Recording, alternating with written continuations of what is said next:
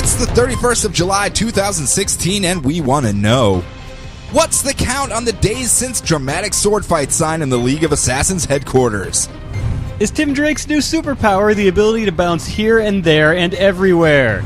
It's all coming up now. It's week 9 of DC Rebirth here at DCR. This day, we rescue a world from mysticism and tyranny, and usher in a future brighter than anything we can imagine.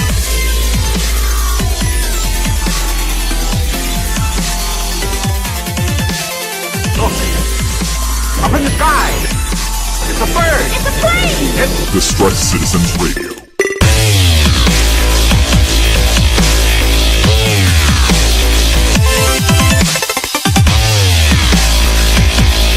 Hey everybody, and welcome back to another episode of the DCR. You guys know me, I'm Sean Lamont, comic book reader extraordinaire, and I'm joined as always by the man, myth, legend, cohort, and crime punmeister general. Dude, you have way too many titles now, honestly. I didn't make any of them, which is... Mr. Brian Glein, hello. I think that speaks very highly of me. Yeah. How's it going, Sean? You're a title magnet. What can I say? Gonna take you down to the car lot, get me a whole bunch of free cars with that title magnet of yours. Oh, yeah. Right. That's how it works, isn't Yes, it? exactly. All the titles are stuck to them. They're mine now. Ha-ha. Screw you, people.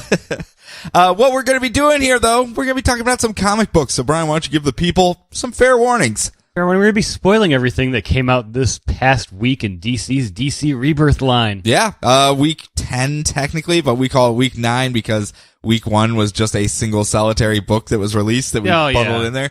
So I know everyone else's count is one higher than ours, but it's the same thing. It's just for episode numbering. I don't know. Yeah. You'll figure it out, I'm sure. But we will be talking about plot beats, character development, storylines, etc., etc. So if you have not read the books, if you do not want them spoiled, you guys know how this works. Don't listen ahead. We are going to be taking a bit of a quick pace. Hup, hup, hup. Double time, Brian. Yep. So let us go ahead and double time into this week's books. You know, you think I'd get used to it by now? I feel like I'm always starting the show with Action Comics, but because it's shipped bi-weekly now, Yeah. I'm just like, God, didn't we just do this book? Action Comics number 960, almost there to the fireworks factory of 1,000.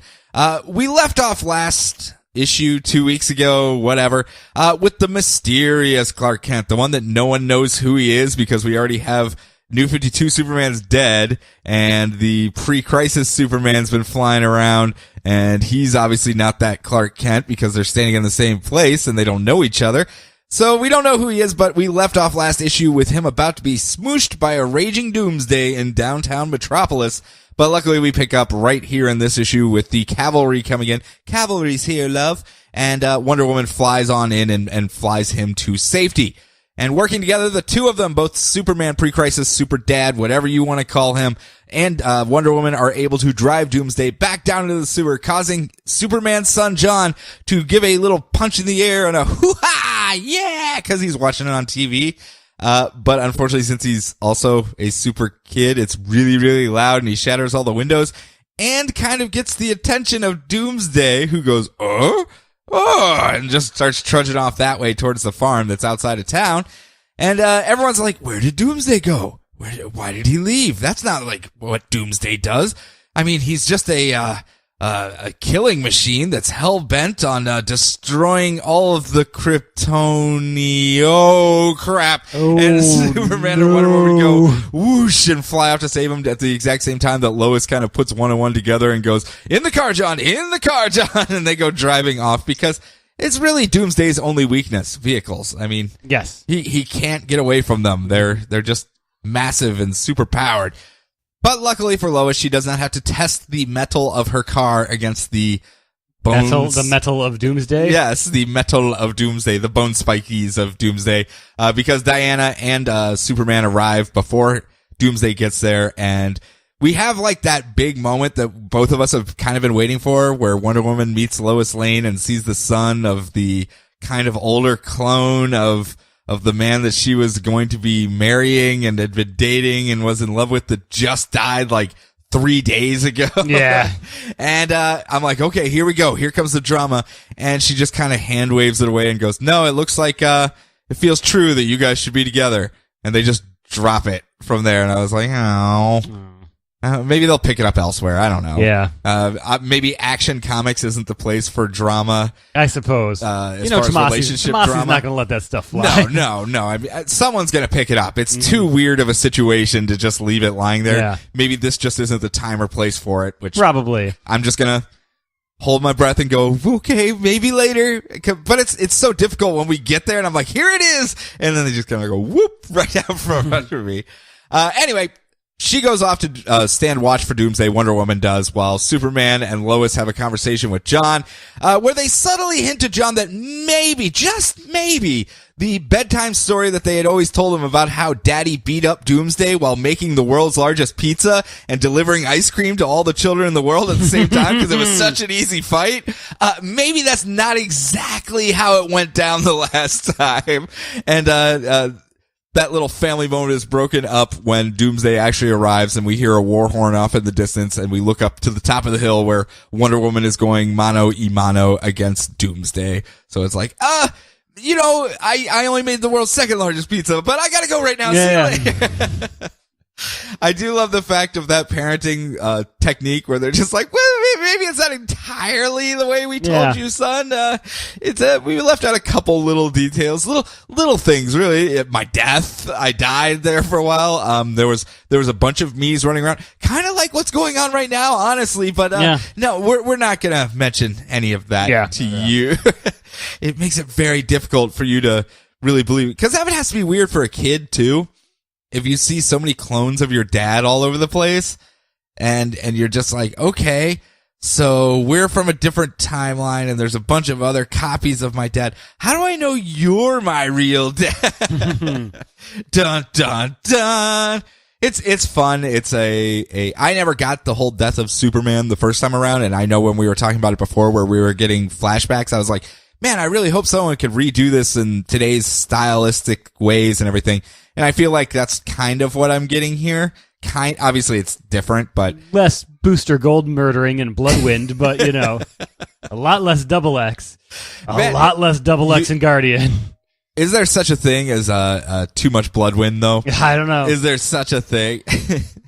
But yeah, it's good. I like it. Some people seem to think it's dragging a little bit because we're 4 issues of Doomsday Puncher in right now. But since it's shipping bi-weekly, I think it's able to get past that. Yeah. And they're setting up a stage of a lot of characters. And anyone that was reading Superman or just was like, hey, where'd this guy come from? And why are there all these other super people running around? There's some confusion, and they're kind of playing with that a little bit. So I can understand why they're taking their time. I have a feeling it will ramp up quickly. This is apparently the end of the first arc. Huh. Yeah, like the first arc was just the Doomsday thing, and then the next arc is called the Doomsday Protocol. So, okay. Obviously it's like 2 halves of one super arc, but I don't know. We'll see. We shall see. It's good. It's good. I enjoy it. Yeah. It's not as emotional as say the Cooter pack style of Action Comics, but it still has enough heart in it. You throw a kid in of Superman and it automatically gains a little bit of social aspect in me actually. It's the old Jurassic Park put the kid in danger. Yeah, well, just from my point in my timeline as well. Yeah. It's a bit more relatable for me to see him like, oh crap, accidentally let my giant Doomsday bone spikety monster get too close to the kids. Better keep that over there. Yep. So next up in our low numbered books. All right, Detective Comics number 937. James Tynion IV and Alvaro Martinez, who I forgot to credit the other week. So Batman was captured by the colony, and we get a nice bit where they are trying to reverse engineer all of his tech, and they're cataloging what's in his utility belt, which is a nice nod to all those back matter equipment diagrams of the olden days from like when I was growing up. Sure. Like, all right, pocket number 47, anti-venoms, detonation devices, pocket number 48, more batarangs? How does he have so many batarangs? That's like the 86 batarang we pulled out of this little belt. Batman naturally escapes and makes his way around the cave, the colony's secret military compound. All right. Meanwhile, the Batmen have escaped from the Belfry to Tim Drake's secret underground hiding spot, a section of somehow unused subway tunnels underneath Gotham City. Well, there was a gap there in between things underneath Gotham City, and he just took advantage of it. Yes, I did love the story where they're like, yeah, the tunnels were just 3 feet too short, like width-wise, and so they just abandoned it and started from scratch higher up. And I'm like, I don't think that's what they would do. I don't think they'd build the entire infrastructure that just go up. Someone didn't measure twice and cut once. So he is using that to build a new mode of transportation to help get Batman and all of his cronies across the city in an instant. Is it a Bat motorcycle? No, it's a Bat helicopter? Nope. Bat submarine. Well, let me tell you something here. Clayface wants to call it a Bat train, but spoiler, he's like, wait a minute, so you're just building the quick tunnels from the gummy bears underneath the city? He's like, no, these are more like Bat bullets. They go super fast, like pew! It's like no, Batman #1 hates guns and would never let you call them that. And these are literally the quick tunnels from the gummy bears. It's like, shut up, just let me have my moment. These are super awesome. You're being a real Duke Igthorn here. Spoiler. It's like, oh, I knew it. It's like, oh, bad. Poor Tim Drake. Tim Drake's a 90s kid. Wah, wah. He also hacked enough of the colony's tech before the general took over, and he knows where they are. So let's go kick their butts, everybody! Yeah, Woo! Punch this guy. Batman is poking around the cave, the colony's cave. Yeah, you have to be pretty specific when it comes to Batman and caves. Yeah, but they're trying to be like a military army version of Batman. So I love the fact there's a lot of Bat paraphernalia around the thing. There's like. The Frank Miller Lightning Strike Batman posters, like up on one of the Dark Knight things. Returns. Yeah, Dark Knight Returns. Yeah, there's everyone's got like Batman screensavers on their computer, little batarangs going ping, ping, ping around a bunch of unnecessarily growing pipes. I don't know. Yeah, I don't know where those came from, but everyone's toasters with bat wings. Toasters with bat wings. Everyone's childhood friends. Everyone has giant vats of chemicals laying around just in case there's an argument. They can push their nemesis into it. I mean, it's a very Bat-themed place. Yeah, so Batman runs into some punk kid that we have to assume is the general. Yes. He's essentially like a military-funded Tim Drake, who is such a huge fan, really, who's in charge of engineering all of his stuff and helping Colonel Kane train an elite squad of military-grade Batman to take out threats all around the world. Something that you would never think of. You've got a Batman Inc. poster right on the wall. Guys, I right did this over once. It did not work out well. There were Nazis and brainwashing. No. This is a spiders. Oh no. This is a brand new idea. You're just still loopy from the set it is, and he slowly tears down the poster behind his back. So he even shows him a successful takedown of a potential nuclear event. And when he says that they only killed 12 people, Batman's just like, nope, breaks his arm, and Colonel Kane's just like, whoa. Well, he was reaching for a gun, too, in the little X-ray thing. The general was like, I think I can get this shot. It's worked out so well for everyone. I've studied every single one of Batman's moves. People shoot him all the time. I mean, surely I'm going to get this shot. This is going to be the one that gets off.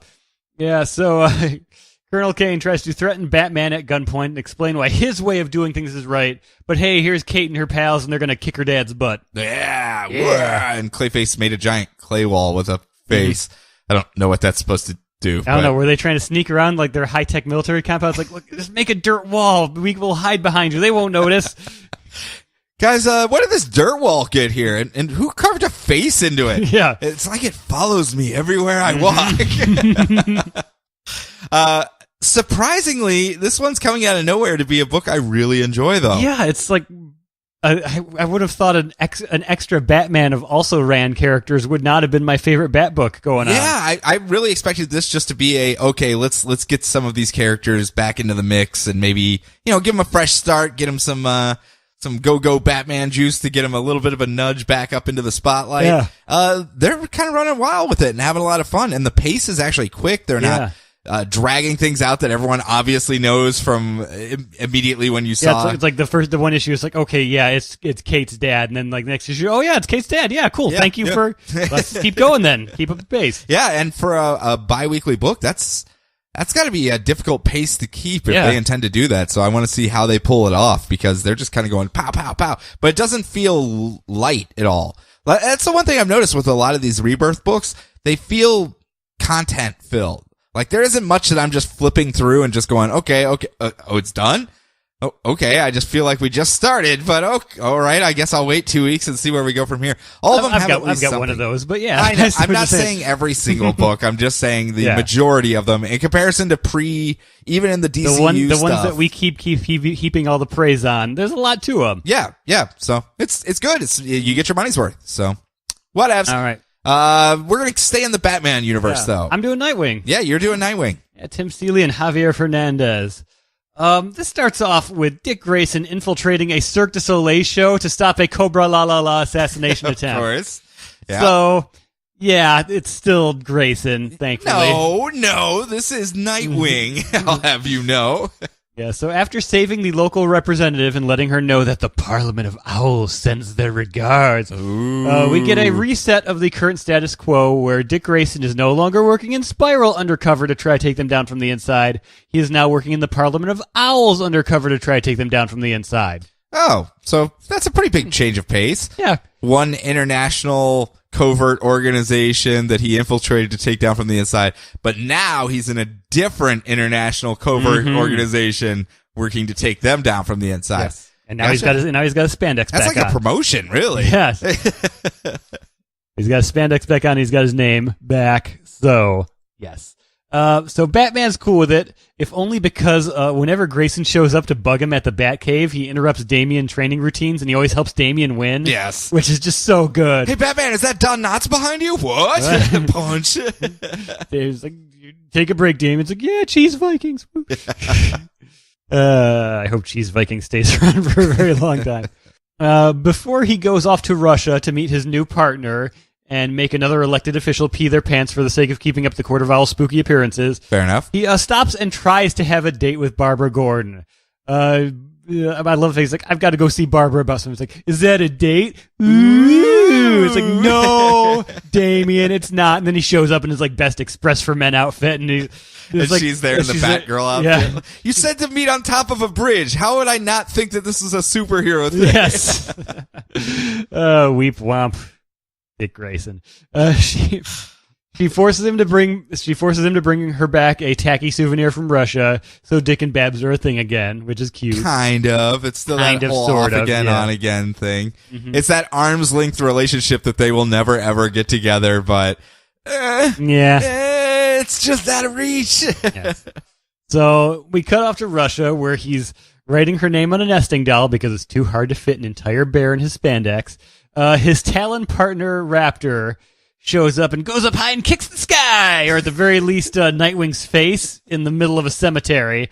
And oh man, is he the biggest jerk ever? Who's that for? What? Shove your face in the dirt. Barbara, is that your girlfriend? Have you even gotten to second base, nerd? And kicks a bunch of sand in his face.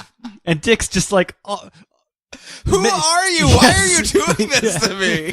He's just like, number one, you did not read my last series, and number two, I don't think you know what you're trying to prove. I've had the best partners: Batman, the good Robin that wasn't me, Tony, an actual tiger.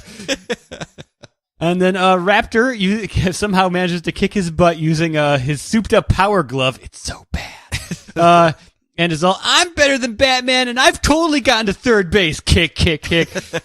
So we've gotten several instances in this case where Dick has said, I've got to maintain a low profile, but at the same time, the Court of Owls doesn't know that jerk at the same time to them all, because when they call him in to the Parliament of Owls to say, hey, we need you to start killing people and stop doing all the theatrics and flipping around and just spooking out people. We need you to actually murder people when we tell you to murder them. And he's like, yeah, whatever, owl people. Peace. And just walks out of the door. And it's like, you do know we have a bomb in your adopted brother's head, right? And he's like, yes. Yes, you do. I had no way of removing that bomb in the Rebirth issue. Mm-hmm. What do you think as far as the start, though? It's kind of a new status quo of the same status quo. I mean, we made that joke at the beginning, which lets them run with all the things that worked in Grayson. Yes. But at the same time, it's a much more superhero angle instead of a subterfuge James Bond angle. So they get to have their cake and eat it too, I guess. Pretty much. And Dick Grayson's still being a lovable idiot. So Yes, I can't complain about any of that. I think Raptor has the potential to be a good nemesis for him too. As far as hey, you know how every single time Dick Grayson's teamed up with somebody, they've eventually become best friends, even though they were enemies at the beginning and blah, blah, blah, blah. Yeah, I don't think it's going to go that route this time. No. But I think He's a brightly colored owl, that Raptor. Yeah, he's very festive. He's a festive owl. So I thought it was good. I love the conversation with Batman and Nightwing, where Nightwing's like, "Hey, what should I do? Should I infiltrate him like this, or should I go in loud and crazy?" And Batman's like, "Hey, this is your problem now. You are officially graduated. Here is your certificate of Batman school. I am not your teacher anymore. Get on out there and have some fun, buddy." Yeah. Not my responsibility anymore. I'm worried about all them talons, but we will see. So next up, in a different angle of the same story, which I actually really enjoyed the way they did this. Red Hood and the Outlaws Rebirth #1. All about Jason Todd, the second Robin that came after Dick Grayson. And it kind of fills in some of the backstory stuff again, where he's telling a tale of lament of how he first met the Batman. And it was under auspicious circumstances because he was trying to steal the wheels off the Batmobile, and Batman was just kind of feeling goofy, a little froggy himself that day. And he's like, "I like your spunk, kid. Why don't you come and be a Robin?" And they worked together for a while, and eventually Jason started getting more aggressive, and Batman was like, "Whoa, slow your roll there," and eventually died and came back as Red Hood and was a little bit more stabby and head loppy offy and all around not as much of a nice guy, but he's taken a step back from that. Now he's a little bit more of a decent guy, but there's always been that distrust running between him and Batman. And that even runs to today, where he's trying to get the drop on the mayor and his team, and it looks like it's to shoot him, and Batman shows up like, "Whoa, Jason, what the hell are you doing?" and tries to take him down, and Jason fights him off and actually gets the drop on him by using his bat symbol is a taser as well, and he's like, "Ha ha, I bet you didn't see that one coming." And it's just long enough for him to deliver an antidote to a techno-organic virus that someone had snuck into the body of the mayor, and they were going to use him as a puppet instead. So when he returns back to his base, he is not very surprised to see Batman staying there, but they have a great conversation with one another where Batman's like, "Why didn't you just tell me you were there to help and to get rid of that organic virus?" And Jason, of course, retorts with, "Why don't you just trust me that I'm not there to murder the mayor in the city?" And they kind of go back and forth, and Jason finally tells him, "Look, here's the deal. I have a bit of a reputation of being stabby and a bad guy, an anti-hero at the very, very best of my days. I'm going to use that reputation to infiltrate the underground, go so much further than your pencil mustache Matches Malone character can go, and actually run some of these bad guys to ground so that we can flush them out and get them out in the open." And Batman's like, "I can't let you do that.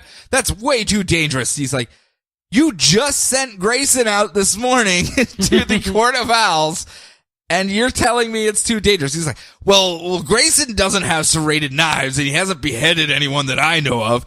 And Jason's going back and forth going, "Look, I'm doing this whether you want me to or not. I'm just asking you permission to be nice right now so that you don't interfere in my operations."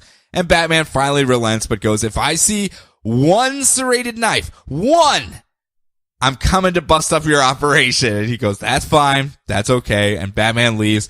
And there's kind of this sad moment where Jason's in his headquarters and he walks over to his sentimental bookcase that he has, and he kind of brushes off the cloth so that he can look at it.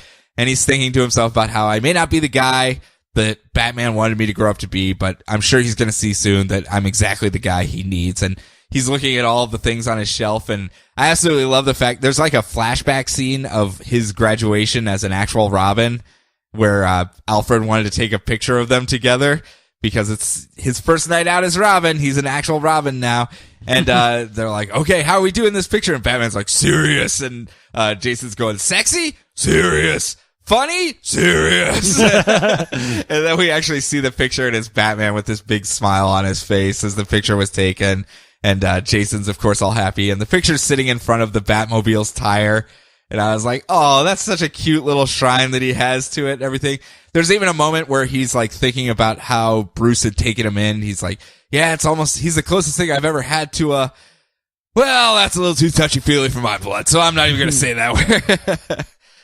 You can have these two have a contentious relationship and still be a father-son relationship. I had many years of contentious relationship with my father. It can work. It's still a family unit, and I love the fact that they're not trying to completely smooth the waters with Jason to make him a hero, and they're not discounting the things that he has done in the past and just saying, no, he's a good guy now. Don't worry about it. Mm-hmm. I mean, they are taking all of these things into effect. That's why I feel he's had a very gradual arc from the pre-New 52 stuff into this, even though it was quote-unquote reset. A lot of that stuff carried over, so it was a gradual arc to get him to this point. It wasn't until the Joker arc where he came home to help out with that he actually even reconciled with Bruce in any form whatsoever.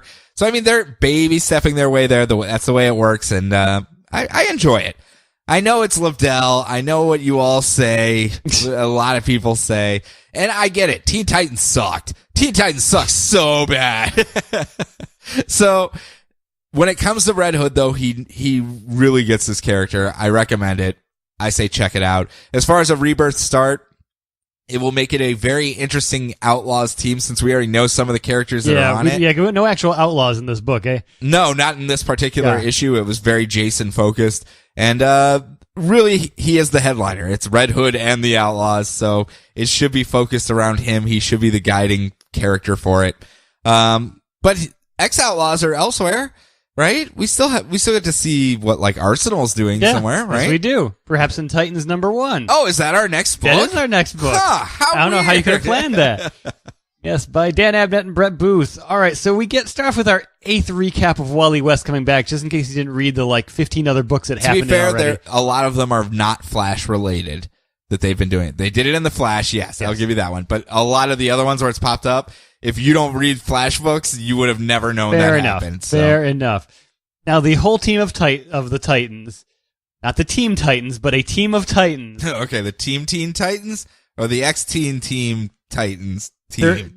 Third base. They are in Dick Grayson's loft, reintroducing themselves to each other, and Lilith's just like, yes, it helps with the psionic bond between us, not because we don't want to just put name cards in front of everybody. Everyone say your name and your powers and give us a brief description of your current status in the DC universe. It helps with the psychic powers if I know all that information, and then I can spit it back to you.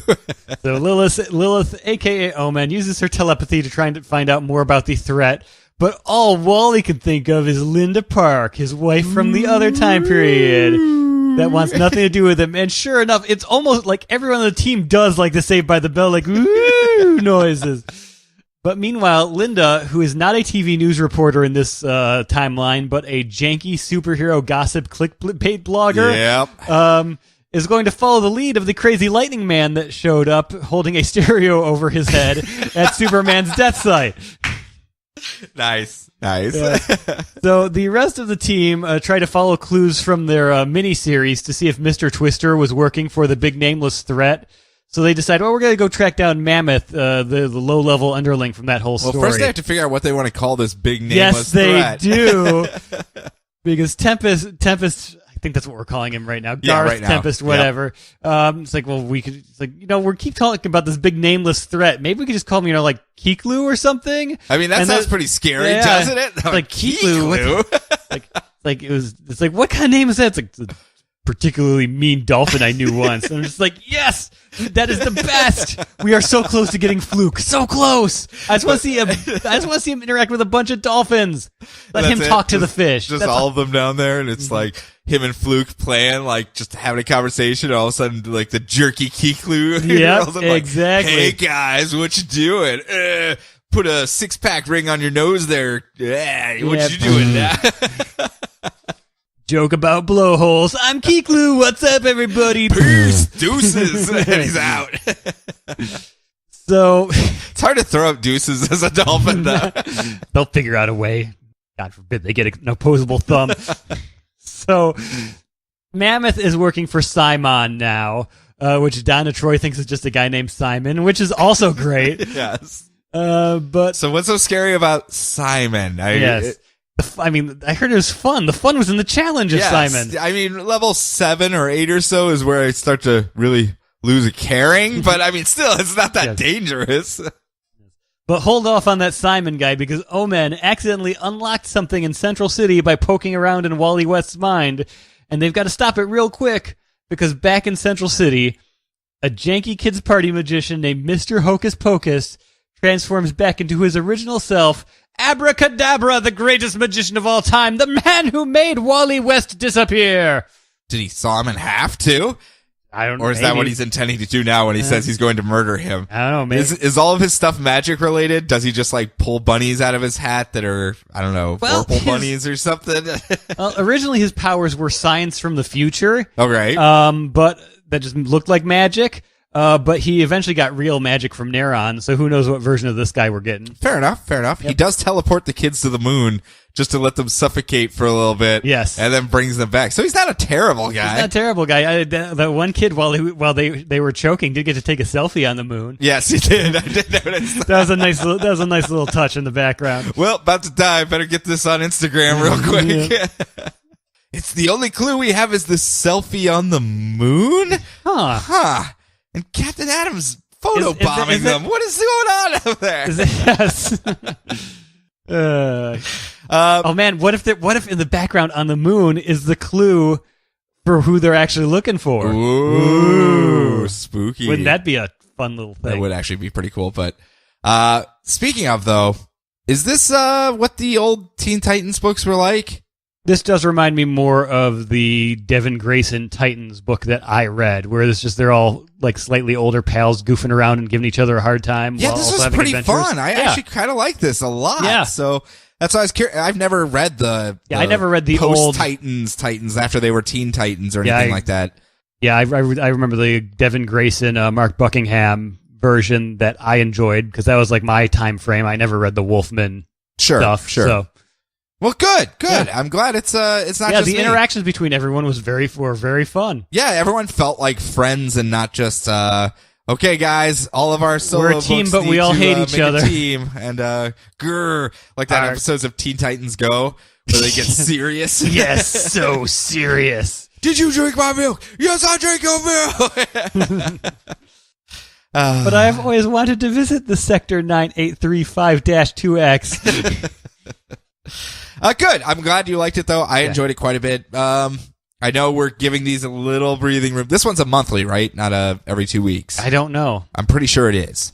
But it seems like there's going to be a lot of larger DC Universe type stuff going on. If they're going to be the ones hunting down Clee-Clue, as we'll call it, or whatever the great unnamed threat is. We kind of know what it is, but whatever. Yeah. They're going to be hunting it down.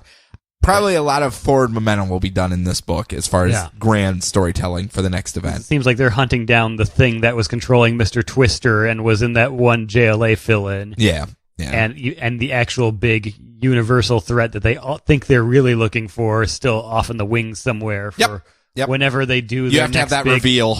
Their next probably next summer's crossover, I'm guessing. Likely. I doubt they're going to do anything before Based then. on how I know comic schedules work from my entire life. Hey, that's actually not that bad. A full year of setup. Yeah. That's better than most people get anymore. So we'll see how it plays out.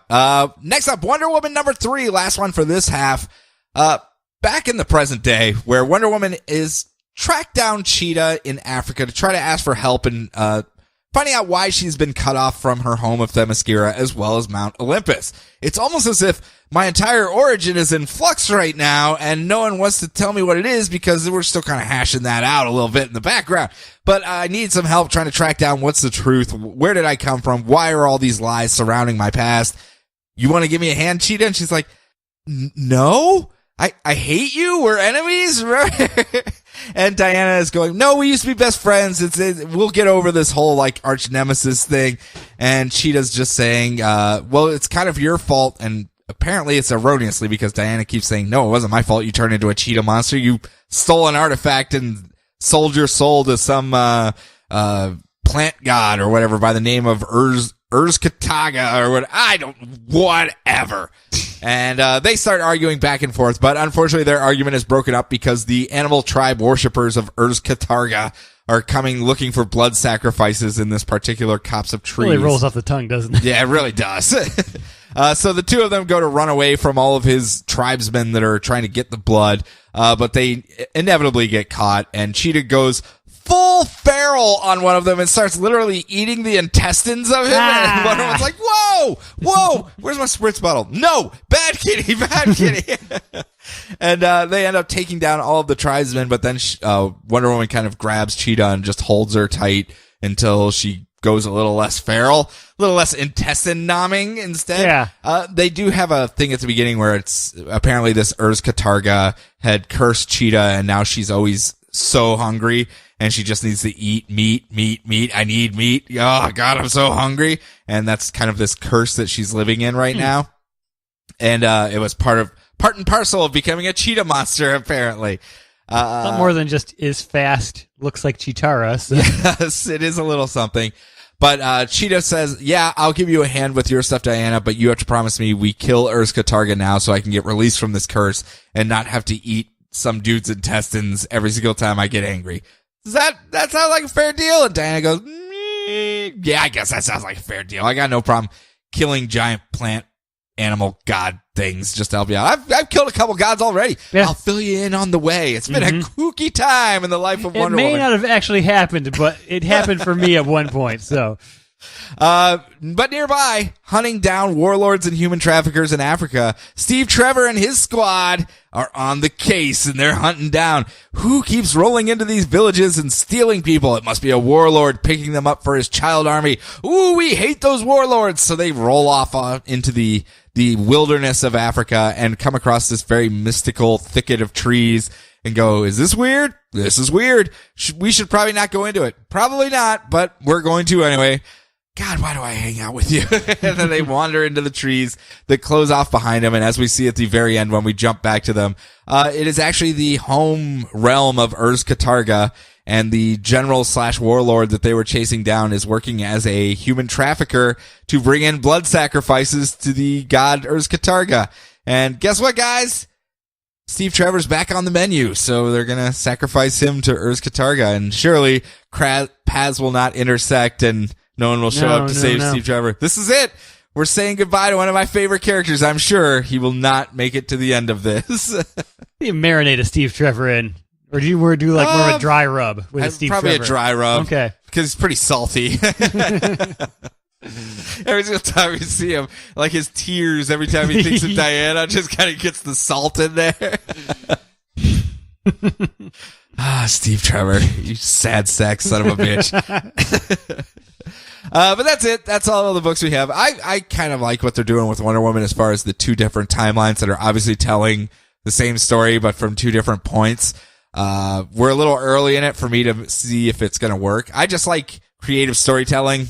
And, if you're going to try something non-linear, a good way to do it is this. They've set up a good framework for why they're telling a non-linear story, and they can do a lot of really fun reveals and misdirects with it. And I hope it pays off in the long run.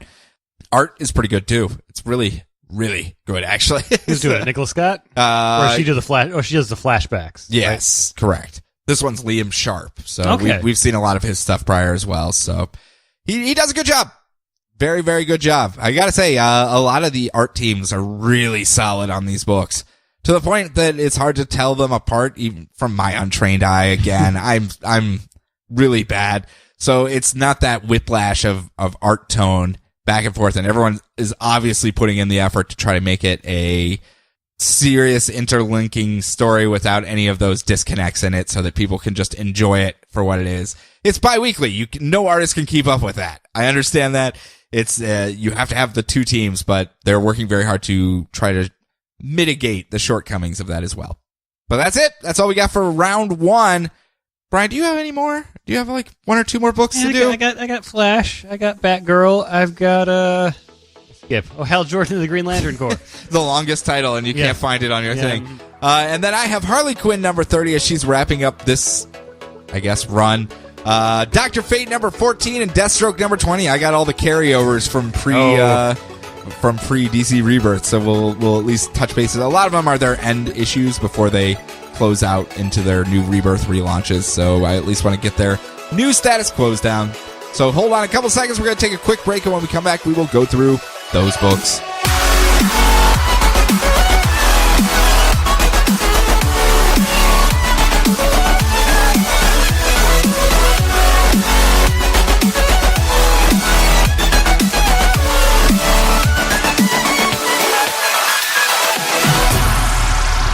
And we're back! That we are, in a flash even. In a flash! Flash number 3 with Joshua Williamson and still Carmine DeJohn-Domenico. Yeah. Unless I'm missing something. It certainly looked like him all issues. He's drawn like the Flash, apparently. Maybe. All right, so a massive electrical storm has struck everyone with speed lightning, and now a big chunk of Central City has Speed Force powers. Do you think Central City has, like, warehouses full of surge protectors? Just because it has to be annoying every other week that some sort of lightning or originating item is striking the city all over the place. I would have to imagine. Just UPSs everywhere. Yes.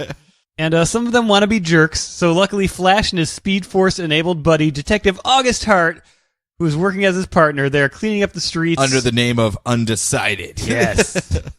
Undecided. We're working super fast and trying to figure out who started this whole mess.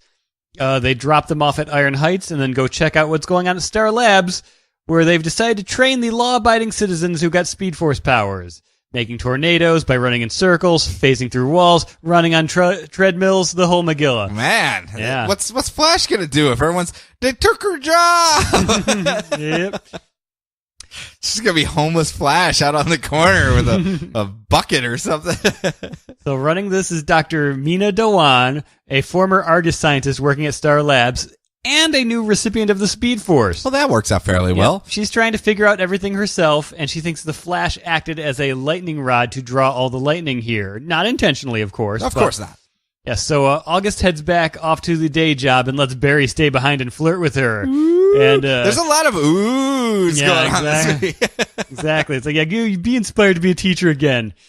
Flash is like, man, an entire school for gifted youngsters. I'll show that Batman a thing or two.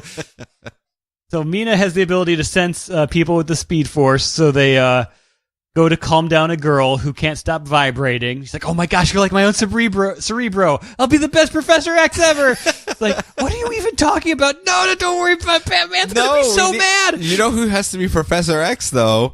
Overcharge, because he's already got the wheelie thing that he just drives around on. He died, Sean. No, he didn't die. Supercharger They're died. They're going to do just like the X-Men movies, and they're just going to bring him back and not even mention it, and no one's going to bring it up again. The souped-up segue, or whatever it was. So, August and Iris are both trying to track down the black hole. Who's behind all this? August has no evidence, but does have a vendetta against them. Because he's out of order and he plays by his own rules. All right. Yeah. And Iris goes to be a nosy reporter and bother director Singh.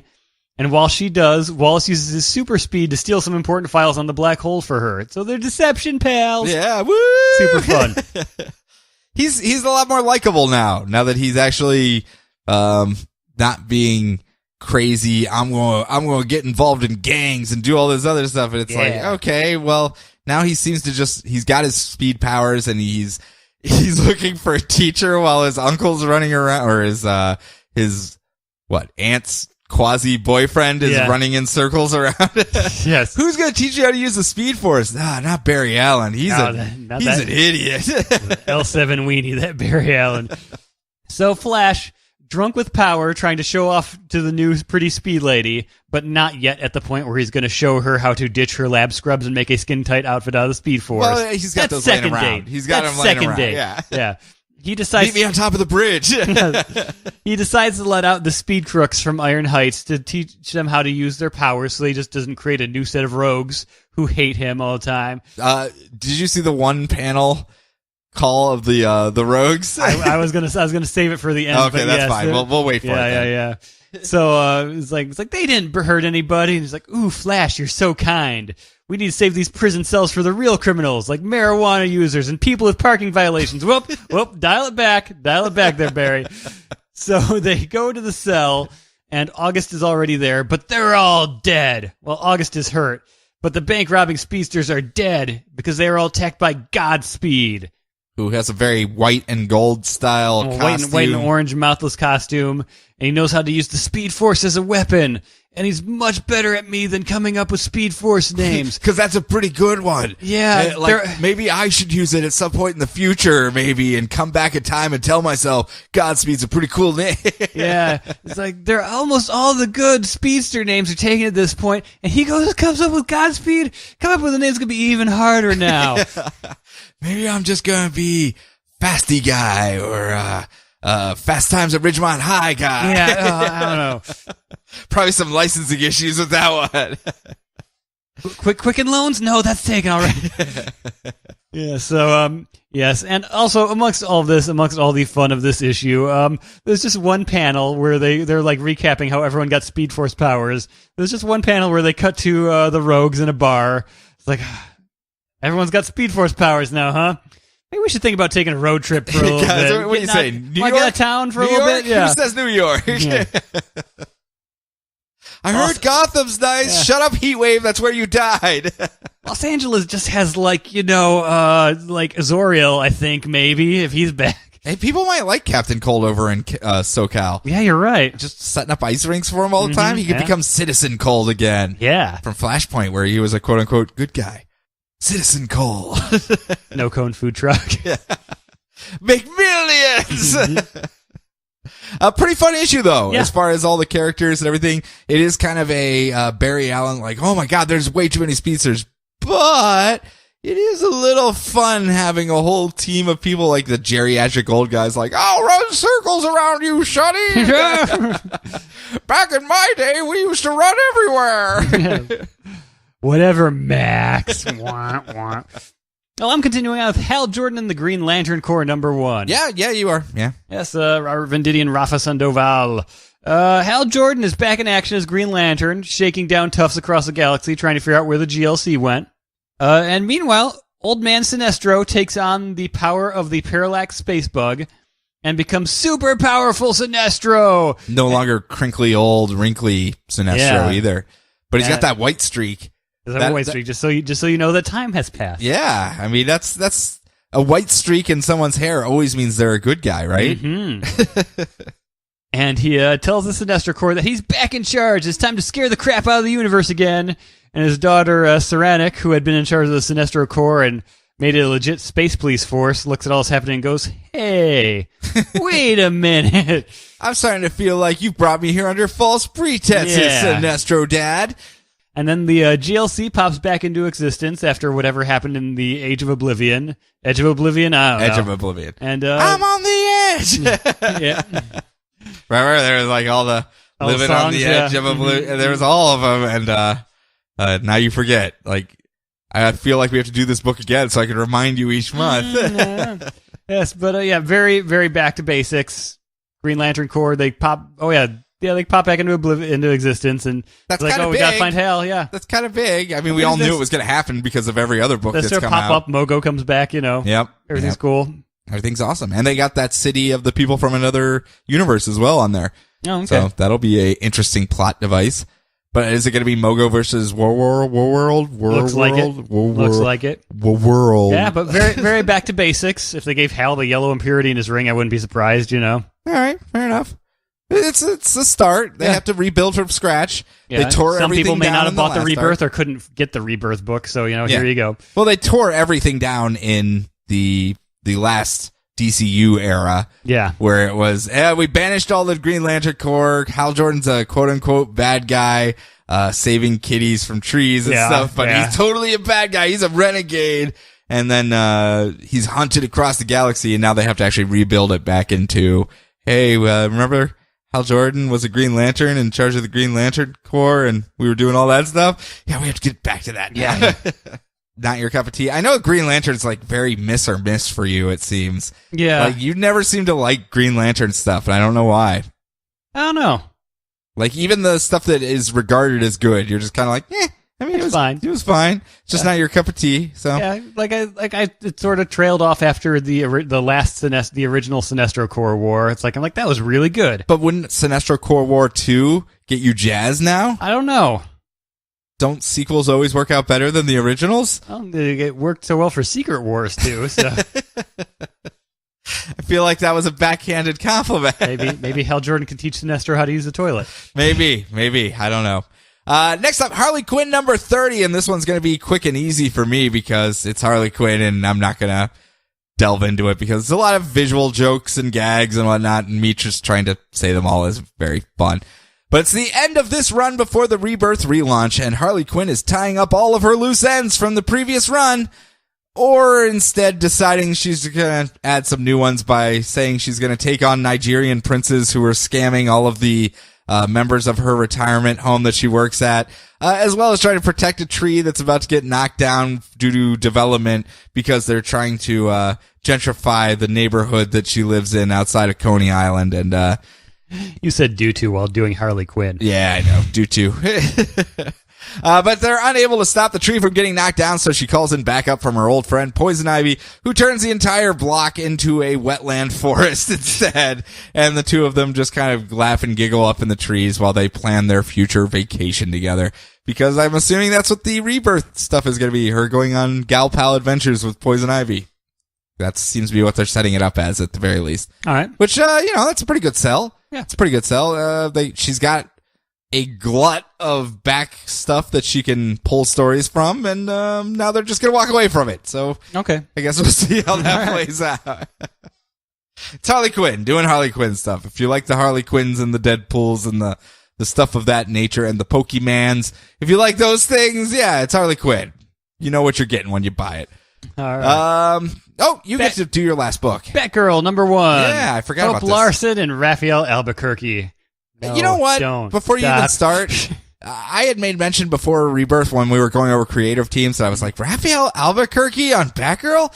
That's a little weird. He usually draws a lot of very graphic death and blood and stuff like that. And almost all the books I've read of his, this looked really good. And he did Blue Beetle. I know you said that last time, but everything I had read was like American Vampire and stuff. Yeah, the like dark Batman issues. Yes, he did and stuff. Yes. So you have to look at it through my eyes, through my special eyes. But I also forced you to read Blue Beetle. I know.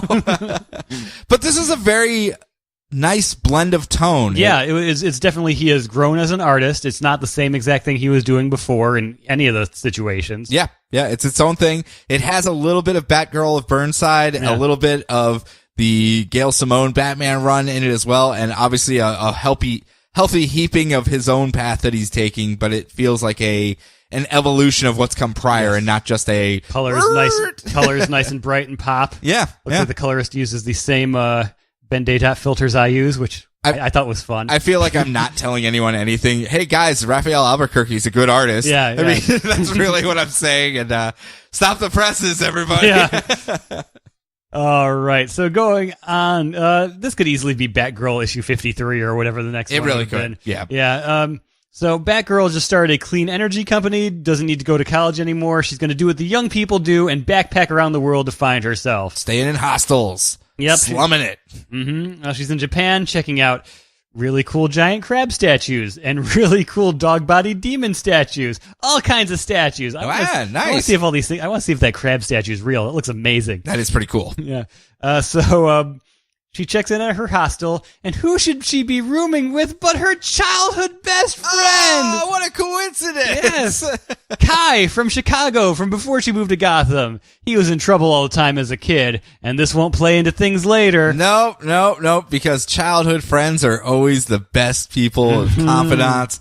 that a superhero could have. Yep. Never does anything go wrong with a childhood friend. Yes, but they hit the town and go exploring, and there's a cute dynamic where Kai, despite being of Asian heritage, doesn't know how to speak Japanese and just wants Midwestern comfort food, and Barbara's showing off and speaking the language and ordering weird local cuisine, being the overachieving straight-A kid Yes. to a T. But Barbara is in Japan to interview the Fruit Bat, some ninja lady crime fighter from Japan from the 1940s. Interesting. She's 104 now and figures that she should interview her since most crime fighters die at like 40. Yeah, that's fair. Multiple times. Multiple, like, their and then come back to life. And then, 40. yeah. And he's just like, oh, yeah, I'll tag along. I'll be your photographer. I'll be your Jimmy Olsen. That's how I'm trying to discover myself. I bought an expensive camera, and I'm going to wind up doing weddings or something, like most other young people my age. Yeah, you want to check out my Instagram? It's pretty good. Yep. It's pretty good. Really good Instagram. Look at this awesome picture of the sandwich I had yesterday in Japan. It's a hamburger that I had in Japan. Yep. Kai, just eat something different. Nope. I'm going to try these Japanese French fries and see how they taste. That's actually octopus. Oh, no. Oh, Yeah, so thank you for doing that while I lost my place. So she tries to interview the Fruit Bat despite her son being a real jerk when suddenly some kabuki makeup ninja schoolgirl attacks Kai. As they do in Japan. She needs she needs a formula or something. So Batgirl springs into action, calls her the sailor clown or whatever, and shortly thereafter, Fruit Bat springs into action. Are we talking like springs into action like her wheelchair just kind of wheels in between them? I mean, she certainly looks like what an old lady superhero would be. She's got all these like cool, like, ceremonial robes and stuff on, but she does look like an old ninja lady from an old kung fu movie or whatever.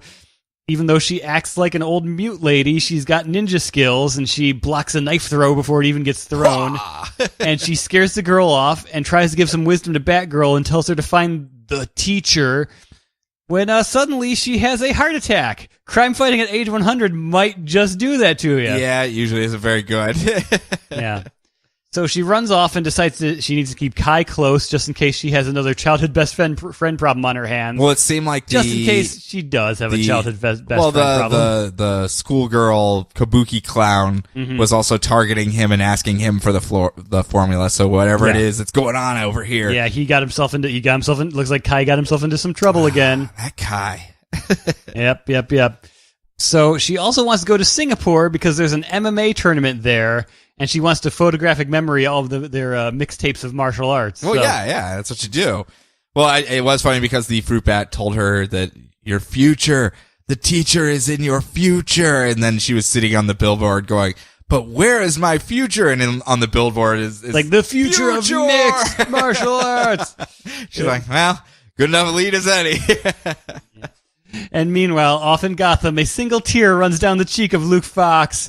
It's like, I could have shown her how to be a mixologist of martial arts. That's what I do. That was my whole thing for a few issues. And I am an MMA person. Why? But that's right, everybody. I get to reuse all of my MMA jokes left over from Batwing. If you haven't heard them, they're new to you. Can't wait to go down that road again. Yep. So let's wrap up some other roads that are coming to their final destinations. Dr. Fate, number 14, where we're dealing with Khalid, who is the new Dr. Fate, but his uncle Kent, who used to be Dr. Fate, has come back home and is trying to teach Khalid about the responsibilities of magic. Can't brainwash people. You can't just make things happen. If you abuse magic, it'll do bad things to you. And by the way, when you escape from the realm of Anubis, you left the door open to the spirit realm, and that's where all those imps were coming from an issue or two back that set fire to the city. That's your responsibility. Go in there and close that up if you could. And Khalid goes, okay, well, how do I do that? I don't know, figure it out yourself. Punt, and kicks him into the after realm, leaving a poor Khalid like, why does no one just tell me how to use magic between this Naboo helmet and my uncle? Everyone's just like, you'll figure it out. It'll work out fine. But tossed into the nether realm, he's forced to fight his way through minions of Anubis and giant snakes and stuff like that until he finally figures out a way to use his magic to lock the door behind him and comes back out into the normal realm and goes, well, I figured it out. No thanks to you, Uncle Kent. And his Uncle Kent explains to him that, Khalid, when it comes to magic, you can't trust anyone that comes to you that's like, oh, I do magic too, we should be pals. Don't trust them. Don't trust Naboo. Don't trust me. Sure as hell do not trust anyone with the name John Constantine.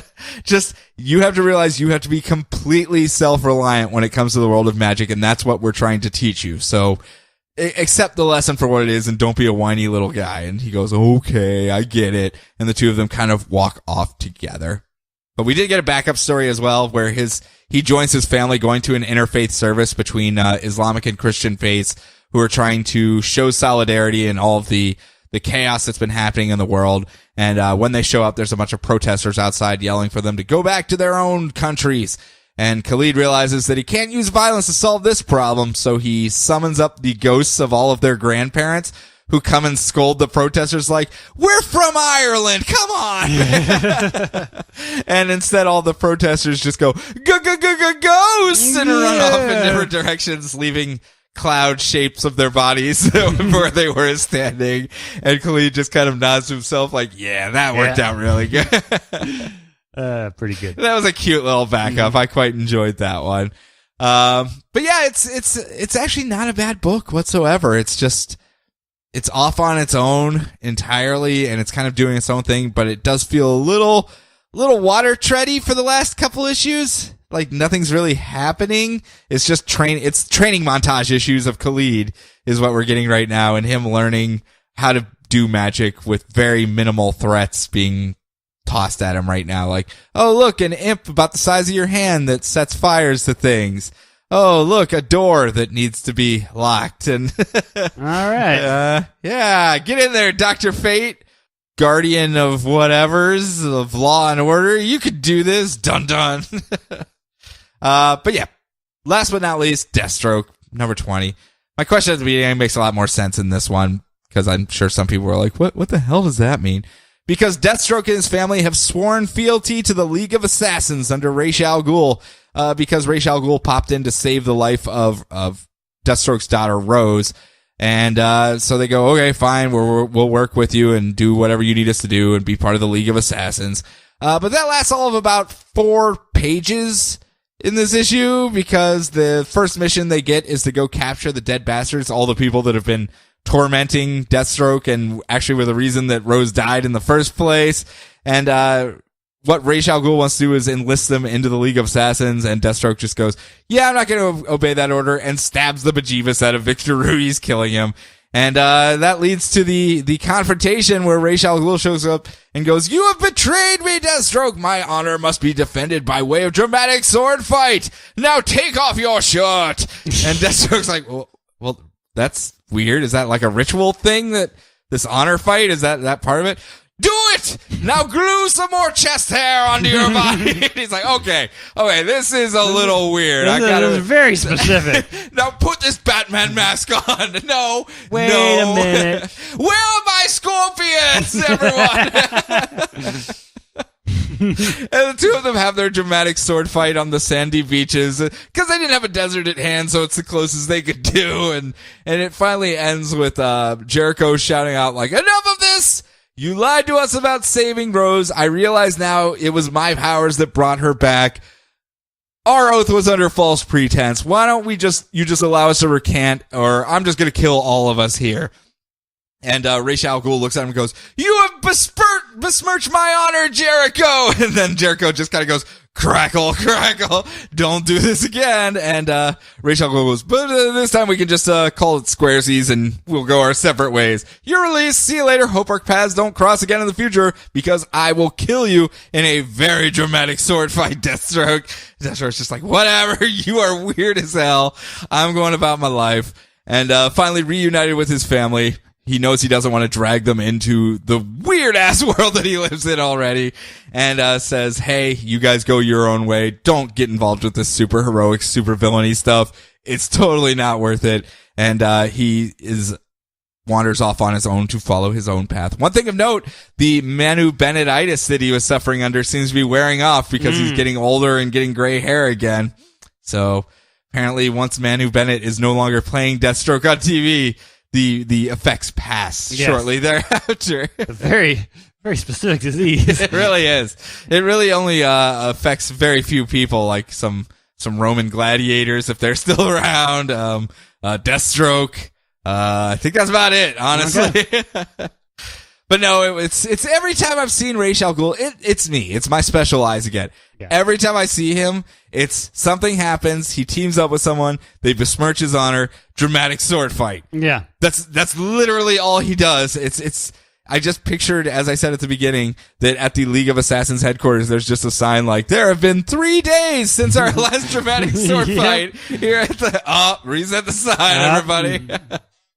Like, he's just sitting there with a who's who of the DCU looking for anyone with swords. Like, who uses swords in the DCU? I gotta go start a grudge match with them right now. And then it ends the same way every time. Every time. Oh, man, did they kill off Son of Vulcan? He had a fire sword. Curse you, Crises! Curse you! Terror Titans #1. They killed off like 5 different people that had swords. I did like this Deathstroke run. It was a mix. It went back and forth between Subterfuge and the who do you guys want to see Deathstroke fight? We want to see him fight Lex Luthor. Let's have him fight Lex Luthor then. Yeah. Who else do you want to see him fight? Snakebite. Who said Snakebite? You get Snakebite. Why did you say Snakebite? You could have said anybody. I really like Snakebite. Every character is someone's favorite character. But that's kind of what it felt like, and it was a fun read. It never took itself too seriously, but at the same time, it was a lot of really good action books being told in it. So your mileage may vary, but it is your Saturday morning just munch on some cereal while you read this one, and it's pretty fun. So that's it. That's all of our books for this episode, though. Reminder to you guys, go out there and buy these books. We're not saying buy them all at all whatsoever, but if it sounds interesting to you, if it's something you want to keep around, if you like these characters and the way they're being portrayed, if you want to see people show up, who showed up that we don't really get to see all that much of? I don't know, Garth. We don't see too much of him, really. So if you want to see a book with Garth in it in the forefront, buy Titans. Yeah. I mean, it's really your dollar that decides what sticks around. So make sure you do support the things you like. So, Sean, you don't have next week's books ready yet, do you? Nope, I haven't ready. I'm not clicking the buttons as we speak here. No. That would be ridiculous, Brian. We've only done how many episodes? Come on now. I got this down pat. Oh God, they changed the format of the page. Oh no. Oh boy. So next week we have Superman #4 coming out. Suicide Squad Rebirth. We'll talk about them here in a couple minutes. Suicide Squad Most Wanted Deadshot. I feel like that's a reprint, actually. I don't know. We'll see. Oh no, that's the collection from the Suicide Squad Most Wanted. Because wasn't it Deadshot and Katana? Oh, yeah. So they're doing the collections. I don't know why they would do that now. That's a weird timing. Yeah. Nightwing #2. Really? Nightwing #2 comes out next week. Didn't we just do Nightwing #1? It must have been delayed or something. Maybe. Instead, Justice League #2, Harley Quinn and her gang of Harleys #4. Just when you thought you got rid of Harley Quinn. Also, Harley Quinn #1 comes out next week. Just can't have a week without Harley Quinn. Nope. Green Lanterns #4, Green Arrow #4. Let's see what else we got here. Batman Beyond #15, Batman #4, Aquaman #4 as well. So, basically what we had last week, plus some more Harley Quinn. Mm-hmm. That's not too bad. And Nightwing's going freaking hyper speed here, really. Apparently. Jeez, guys. Jeez. I have heard that he has a butt that doesn't quit. But yeah, they are releasing a bunch of the Suicide Squad trades, just as we said they would, right? As the Suicide Squad movie's coming out. Next weekend? Is that next weekend? August 2nd or the weekend after? Yeah, I think it's the weekend after. I'm hoping from watching everything. Happy birthday to me. Trailers and everything like that Slipknot is just always put in positions of peril, like walking under dangling pianos and stuff, and he's the only one that makes it through to the end. And I just want to see, like, every single time it's just hey, that room's full of bombs with 10 seconds on the counter. Slipknot, can you go clear across the room there and hit the button that will save us that clearly would take you about 20 seconds to get there? Yeah, I can do that, guys. He just kind of leisurely walks, and then everything must have shorted somehow. The bombs didn't go off, and he's like, boop. I want to see Slipknot make it. Yes. I mean, he is literally the character that you look. I know that's like the shtick for Suicide Squad is like, oh, here's all of these A-list villains, and the Masters of Disaster are there. Battle Axe, yeah. I'm sure they'll make it through to the end.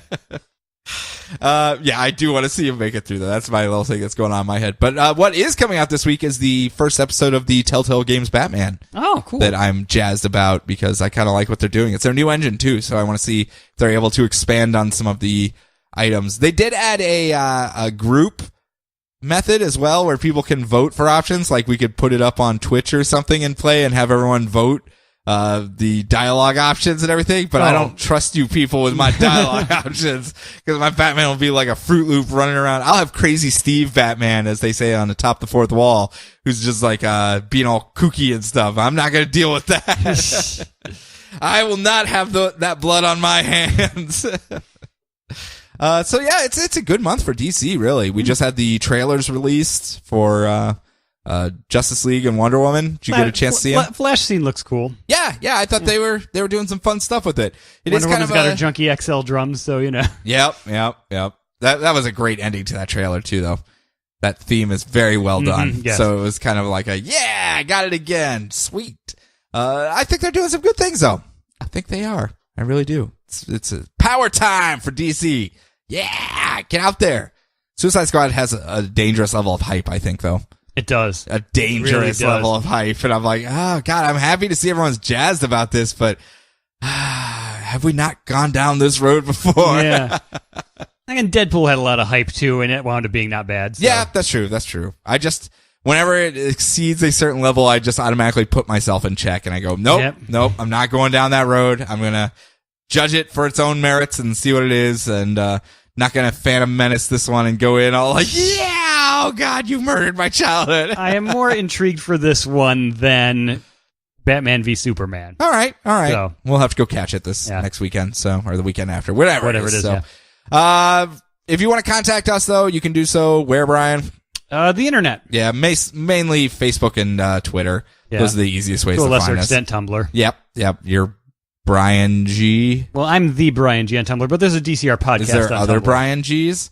That was I couldn't. All the Brian puns were taken somehow. Is there a Kenny G? There's no the Kenny G. Is he out there? I hope Kenny G has some sweet bass clarinet gifts going over there. That's all it is. It just plays in a loop. Yeah, there's a DCR podcast Tumblr where I just reblog fan art and stuff. Yep. You can find us there. So if you want to bonk us on the head, do so. Mm-hmm. I recommend Facebook because I'm way too busy of late and I don't have time. And Kelly and Brian are kind enough to actually monitor the Facebook page for me. Not that I'm, doing bad or anything. Just busy. Yeah. Excessively busy. But that's it for us. Brian, do you have anything before we jetted for this week?